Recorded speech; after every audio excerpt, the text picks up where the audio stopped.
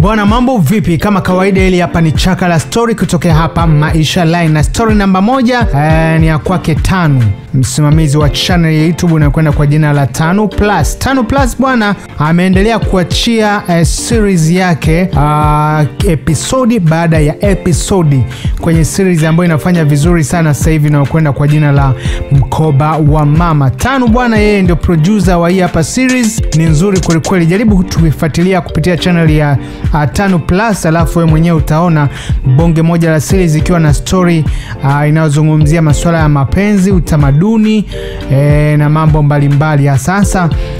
Umo kikiwa na mambo haya ya kiganga ikiwa ameshamiri kweli kweli. Na Tanu mwenyewe katika hii series amecheza kama mhusika mkuu, ni mtu ambaye anatakiwa kukabidhiwa huo mkoba wa mama. Series nzuri kabisa ikiwa imeongozwa na director mkali kweli kweli na amefanya vizuri, ametisha sana humo ndani, director ambaye anajulikana kwa jina la Muhina.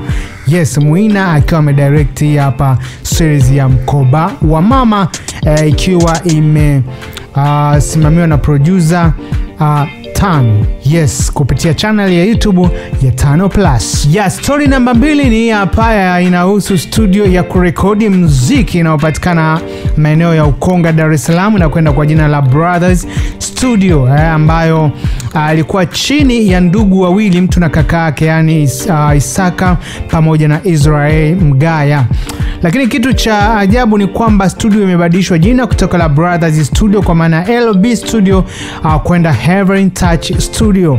Maswali mengi sana yamezuka miongoni mwa wateja na wadau mbalimbali wa muziki, wakiuliza ni kitu gani hasa ambacho kimefanya studio kubadilika kutoka la Brothers LB Studio mpaka kuitwa Heaven Touch Studio. Lakini watu wengi wamehisi Israeli sasa haonekani sana kuhusika moja kwa moja kwenye ile studio, lakini Isaka ambaye ndiye alikuwa producer wa studio hii, yeye ndio moja kwa moja yuko anasimamia studio kwa sehemu kubwa sana hivi sasa, na inasemekana ndiye aliyebadilisha jina kutoka LB Studio kwenda Heaven Touch Studio. Isaka hajaweka wazi hasa sababu zilizofanya badilisha jina, lakini wataalamu wa mambo na wachunguzi wanadai kwamba inawezekana baada ya yeye kumiliki ama kusimamia studio moja kwa moja, na baada ya kakake Israel kujitoa, basi ameona abadilishe kutoka la Brothers mpaka kwenda Heaven Touch Studio.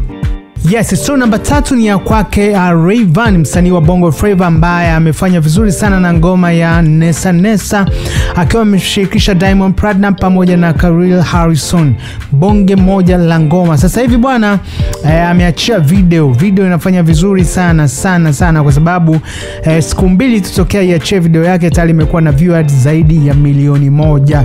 Sio kawaida, lakini imefanya vizuri kiukweli, viewers zaidi ya 1,000,000 ndani ya siku mbili tu. Kwa kibongo bongo amesimama pale namba 1 on trending, anafanya vizuri namna hii hapo Rayvanny. Ngoma inaitwa Nesa Nesa, bonge moja la video, na hii hapa audio ikiwa imefanywa chini ya producer mkali kabisa S2Kids.